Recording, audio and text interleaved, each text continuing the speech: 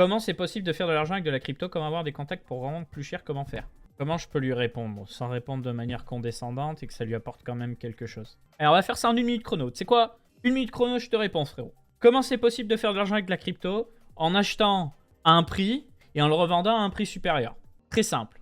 Comment savoir si tu l'achètes à un bon prix? Ça vient avec l'expérience. Tu vois, c'est comme draguer les filles, la musculation, les jeux vidéo. C'est pas t'arrives, tu sais. C'est t'arrives, tu fais, ça marche pas. Si ça marche, tant mieux. Si ça marche pas, t'essaies de comprendre pourquoi et tu affines et tu affines et tu affines. Et il n'y a pas une façon magique de comprendre comment on fait de l'argent dans la crypto. Il y en a qui misent sur l'aspect communautaire, c'est-à-dire être là au début, voir le truc se construire, etc. Il y en a qui misent sur le côté utile de la crypto-monnaie, je pense à Bitcoin. Il y en a qui misent sur la technologie, le fait justement d'avoir des crypto-monnaies concurrentes de Bitcoin, etc., etc. Il n'y a pas de solution magique, il faut apprendre, il faut y passer du temps. C'est comme la bourse et les investissements en immobilier, les investissements en général. Qu'est-ce qui définit un prix à un moment donné? C'est l'offre et la demande. Donc tout ça, c'est un mélange de tout. C'est un mélange d'émotions, de besoins, de rareté, etc. Émotion. Bah, quand le marché se porte bien, les gens ont tendance à investir. Quand le marché se porte pas bien, les prix ont tendance à baisser. Tu vois. Donc les gens ont tendance à vendre. Voilà. Je t'ai parlé de quoi? D'émotion. Je t'ai parlé d'autre chose. Bref, j'en ai perdu les mots. J'avais dit 1 minute. On est à plus d'1 minute. Voilà pour les bases. Moi, ce que je t'invite à faire, c'est de savoir... Il y a plusieurs écoles. J'ai dit que j'allais faire 1 minute, mais tu sais quoi? Je vais prendre plus de temps parce que je pense que c'est une réponse qui peut être intéressante pour pas mal de monde. En gros, il y a plusieurs écoles. Tu as ceux qui vont te dire... Prends le temps de lire, de comprendre Bitcoin, de comprendre Ethereum, de prendre le temps et ensuite tu investis pour comprendre dans quoi tu investis. Et je suis tout à fait d'accord avec eux. Mais moi, je suis dans l'école, il faut mettre des billes pour être skin in the game, c'est-à-dire être investi et avoir la motivation de se renseigner. Parce qu'à partir du moment où c'est ton argent, tu as la motivation à se renseigner. Là où c'est très important, et ça c'est mon avis personnel, c'est que tu n'as pas besoin d'investir des millions, des milliers, des dizaines de milliers pour être investi. Tu peux commencer avec 50 balles, 100 balles, hein, c'est possible, tu vois. Bon là, on a Bitpanda, notre partenaire. Tu peux investir sur Bitpanda, tu peux investir sur Swissborg, tu peux investir sur Binance, tu peux investir sur plein de trucs et tu peux investir vraiment avec un capital très très petit. Et moi, c'est ce que je t'invite à faire, c'est que tu commences très petit parce que de toute façon, le plus important dans un premier temps, selon moi, c'est d'apprendre à prendre soin de ton argent. Que tu prends soin de 50 balles ou de 500 balles ou de 5000 balles, il faut que tu prennes les bonnes habitudes, c'est-à-dire prendre soin de ton argent, c'est-à-dire gagner de l'argent. Quand tu commences à rentrer avec trop d'argent, si c'est trop d'argent pour toi, le problème, c'est que tu vas prendre des décisions de merde parce que tu vas te dire « Ah là là, c'est de l'argent, j'aurais pas dû rentrer trop fort, etc. etc. » Tu vas prendre des décisions qui sont émotionnelles alors qu'il ne faut pas prendre de décisions émotionnelles sur un marché. Il faut prendre des décisions qui sont rationnelles. Et pour ça, ça vient avec le temps. Tu vois, c'est comme quand tu joues pour la première fois à un jeu vidéo. Souviens-toi la première fois que tu as joué à un jeu de tir à la manette. Tu regardais le sol, tu te déplaçais n'importe comment. Pareil avec un clavier souris, j'imagine que tu joues à des jeux vidéo. Voilà, au début, c'est la merde. Tu arrives dans une salle de musculation, tu prends des poids, tu soulèves à peine, tu as mal, tu comprends pas parce que tes muscles sont pas habitués à exécuter les mouvements. Bah, dans les cryptos, c'est pareil. C'est que ça viendra pas en un jour, ça viendra pas en une semaine, ça viendra avec le temps. Tu vas te passionner pour ça et ça va être de plus en plus simple. Donc, moi, je t'invite à suivre Coin Academy, voilà, qui est mon site. Tout est gratuit. J'ai pas vu la tokenomics de Crazy Edges. Et tu peux suivre aussi notre média sur Twitter, où on parle de crypto-monnaie. Et la porte d'entrée pour avoir les bases, elle est là, dans des formations Ethereum et Bitcoin, gratuites, entièrement gratuites. Tu prends la formation Bitcoin pour commencer, tu cliques dessus. Tu vas dans Qu'est-ce que Bitcoin? Tu vas avoir... Comment qu'il va, Capette, mon gros canard? Ça va, frérot. Tu vas avoir Qu'est-ce que Bitcoin? On va t'expliquer, du coup, le Bitcoin, les crypto-monnaies. Je vais le comparer avec l'or. Je vais t'expliquer qu'est-ce que Bitcoin a apporté au monde. Qu'est-ce qu'il y avait avant Bitcoin? Qu'est-ce qu'il y a maintenant avec Bitcoin? Avec des exemples. Et à partir de là, je vais t'expliquer donc son fonctionnement. Système de clés privées, clés publiques, comment envoyer de l'argent, etc. Donc, comment utiliser un portefeuille Bitcoin et le manipuler. Comment acheter, recevoir, envoyer. Cette formation sur une app, ce serait génial. Bah après, tu peux aller sur Coin Academy sur mobile et lire. Hein. Comprendre l'utilité de la blockchain. Puis, on va aller dans des trucs un petit peu plus techniques cette fois. Le fonctionnement d'une transaction de A à Z pour que tu comprennes que c'est un réseau décentralisé, comment il fonctionne. Puis, on va parler du principe de mining. Tout ça lié à la technologie blockchain. D'ailleurs, je vais t'expliquer rapidement L'histoire du mining de Bitcoin. On a commencé avec des processeurs, puis des cartes graphiques, puis du matériel spécialisé. Puis on a commencé à accumuler la puissance de calcul pour le matériel spécialisé.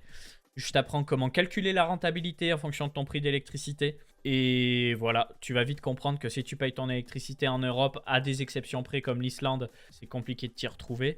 Et pour terminer, je vais te parler de Lightning Network qui est comment dire, une technologie qui fonctionne en parallèle de Bitcoin, basée entre autres sur Bitcoin, qui permet de faire des transactions peu chères.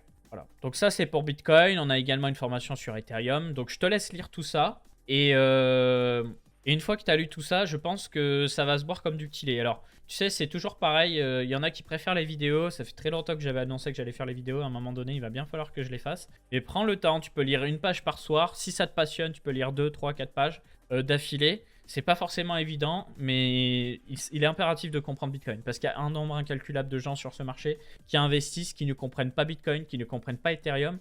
Et le problème avec ça, c'est qu'en fait, on est sur un marché qui est tellement basé sur gagner de l'argent, gagner de l'argent, gagner de l'argent, qu'on en oublie complètement, en fait, à la base, à quoi ça sert. Tu vois. Mais c'est vraiment impératif de comprendre parce que moi, ce qui me fait tenir sur ce marché, c'est la passion. Hein. C'est que moi, je sais à quoi sert Bitcoin, je vois l'intérêt d'Ethereum et que dans les moments où ça va pas forcément bien se passer dans le monde, je vois un réel intérêt aux crypto-monnaies pour solutionner des problèmes. Ensuite, c'est quoi l'intérêt des stablecoins et STP? Alors, il y a plusieurs intérêts. Déjà, c'est qu'un stablecoin, son prix, il est fixe. Donc, si tu veux, il y a beaucoup de... Si tu veux, on joue un petit peu avec la loi, avec les stablecoins. C'est-à-dire, par exemple, tu vois, la loi française, elle dit expressément, si tu vends une crypto-monnaie contre de l'euro, tu fais une plus-value, donc tu payes un impôt sur ta plus-value.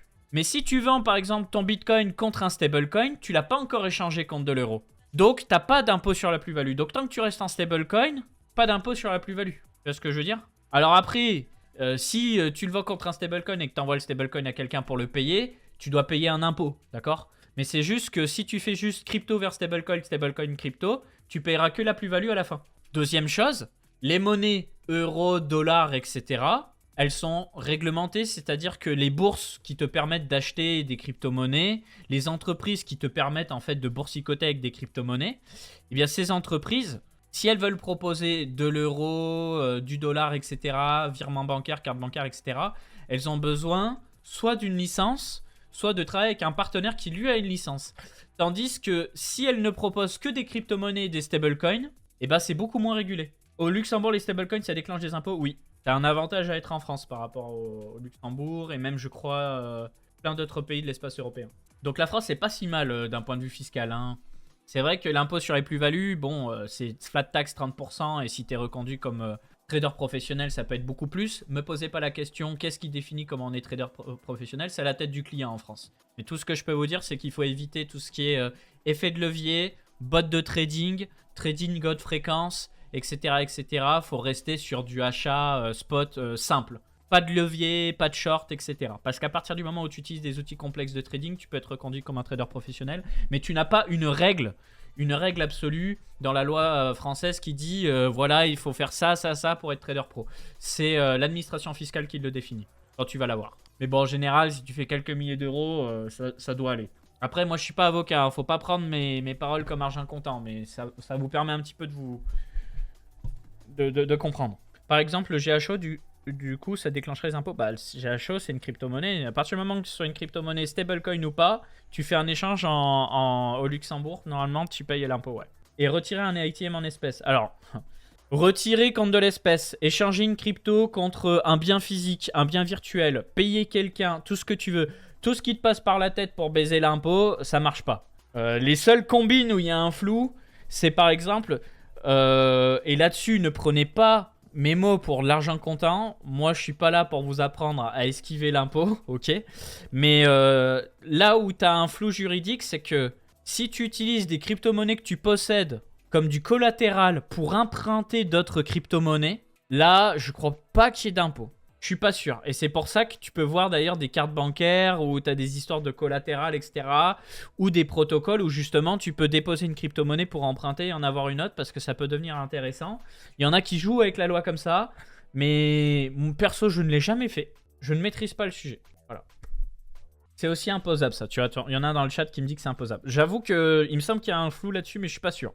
Et si les cryptos vont à 0, tu rembourses comment ton prêt? Bah, tu peux pas. Tu l'as dans le cul.